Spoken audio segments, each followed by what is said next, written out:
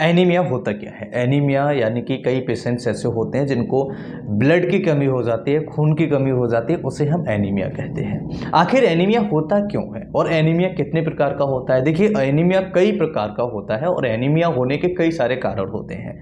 Most common का अगर हम बात करें कौन सा एनीमिया होता है, तो आयरन डेफिशिएंसी एनीमिया सबसे कॉमन होता है। तो आयरन डेफिशिएंसी एनीमिया अगर किसी पेशेंट को है, इसका मतलब है उसके शरीर के अंदर, उसके बॉडी के अंदर आयरन की कमी है।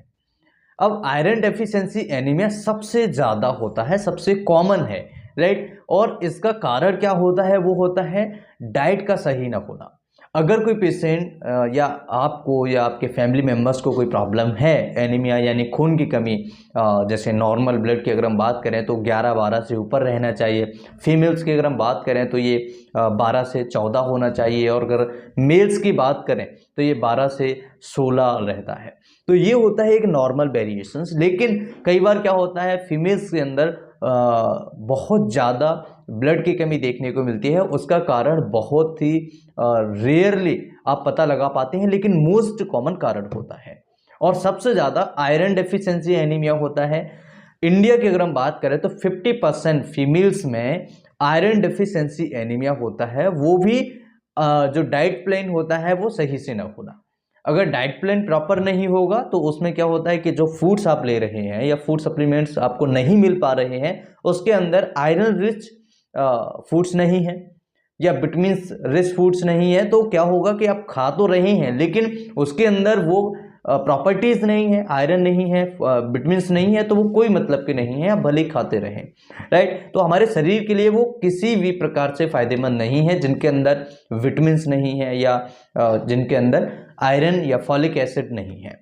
और भी कई सारी चीज़ें होती हैं, मैग्नीशियम है, पोटेशियम है, बहुत सारी चीज़ें होती हैं जो हमारे शरीर के लिए ज़रूरी होती हैं। लेकिन आप कोई ऐसी डाइट ले रहे हैं जिसके अंदर बहुत कम कम मात्रा है, लेकिन एक पर्टिकुलर चीज़ बहुत ज़्यादा मात्रा में है, केवल आप उसी को ले रहे हैं, तो जो चीज़ों की कमी होगी उससे आपको बीमारियां होने के चांसेस बढ़ जाते हैं। तो आयरन डेफिशिएंसी एनीमिया को ट्रीट करने के लिए क्या हमें लेना चाहिए, और घरेलू तरीके से अगर आप इसे प्रिवेंट करना चाहें, मतलब कि एनीमिया अगर किसी पेशेंट को होने जा रहा है, मतलब कि किसी पेशेंट को 11 है या 10 उसका हीमोग्लोबिन आता है, तो इसे हम रिकवर कर सकते हैं। प्रिवेंटिव के तौर पर अगर इसे मैनेज करना चाहें तो इसे आप मैनेज कर सकते हैं। कैसे मैनेज कर सकते हैं? तो सबसे पहले इसके कारण समझ लीजिएगा। आयरन डेफिशिएंसी एनीमिया के क्या क्या कारण होते हैं। तो सबसे पहला कारण होता है डाइट प्लान प्रॉपर ना होना, मतलब कि उस आप ऐसी चीजें ले रहे हैं जिसके अंदर आयरन की मात्रा कम है या फॉलिक एसिड की मात्रा कम है। दूसरा, अगर किसी पेशेंट को माल एब्जॉर्प्शन की प्रॉब्लम है, मतलब कि वो पेशेंट खा तो रहा है लेकिन शरीर के अंदर एब्जॉर्प्शन नहीं हो रहा है, एब्जॉर्ब नहीं हो रहा है। आप बहुत ज़्यादा पालक खा रहे हैं, आप बहुत अच्छी मात्रा में आप चुकंदर ले रहे हैं, आप बहुत अच्छी मात्रा में आप पोमेग्रेनेट ले रहे हैं, लेकिन आपके शरीर के अंदर वो लग नहीं रहा है।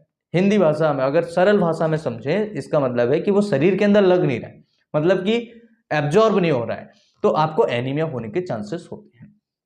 साथ ही साथ अगर ऐसे पेशेंट्स जिनको ब्लड लॉस होता है, बार बार ब्लड लॉस होता है, कई बार क्या होता है फीमेल्स के अंदर हम बात करें तो मेंस्ट्रुअल साइकिल के टाइम पर उनको थोड़ा सा ब्लड लॉस होता है, तो वो भी एक एनीमिया का कारण हो सकता है अगर ब्लड लॉस ज़्यादा दिनों तक हो, राइट। दूसरा कारण होता है कि एक्सीडेंटली किसी पेशेंट को अगर ब्लड लॉस हो जाए या किसी को अल्सर्स हैं, पेट के अंदर छाले हैं, तो ऐसी स्थिति में भी पेशेंट्स को एनीमिया होने के चांसेस होते हैं। कई पेशेंट्स ऐसे होते हैं जिनको बवासीर की प्रॉब्लम होती है, उनको ब्लीडिंग होती रहती है, ब्लड निकलता रहता है, तो ऐसी स्थिति में भी उनको खून की कमी हो जाती है और पेशेंट को एनीमिया की शिकायत हो जाती है, राइट। इसके अलावा और क्या कारण हो सकता है? इसके अलावा कारण होता है विटामिन सी कम मात्रा में लेना, क्योंकि विटामिन सी हमारे आयरन को एब्जॉर्ब कराने में मदद करता है। तो ये चीज हमें समझनी होगी। अब इसे हम कैसे ठीक कर सकते हैं?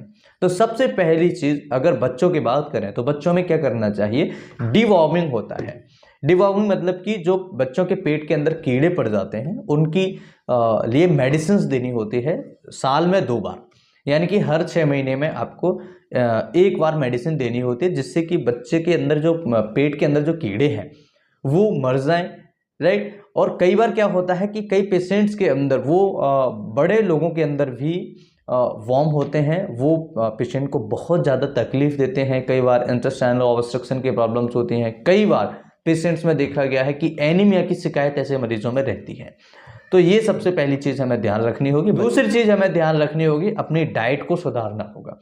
डाइट के अंदर ऐसी चीज़ें खाएं जिसमें आयरन की मात्रा प्रचुर है, जैसे कि पोमेग्रेनेट यानी अनार है, या पपाया यानी पपीता है, स्पाइनच यानी कि पालक है, और कई सारी जैसे मेथी है, हरी पत्तेदार सब्जियां, इनके अंदर आयरन की मात्रा ज़्यादा होती है।